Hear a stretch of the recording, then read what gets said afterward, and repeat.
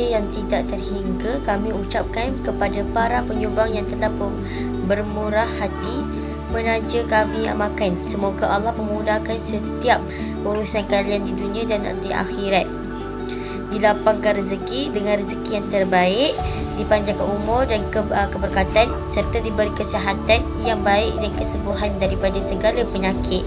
Ya Allah, ringankanlah bebanan hutang mereka, lindungilah mereka dari sebarang kesusahan, dan jadikan kebaikan ini sebagai asbab untuk memperoleh ganjaran syurga yang abadi. Amin ya rabbal alamin. Amin.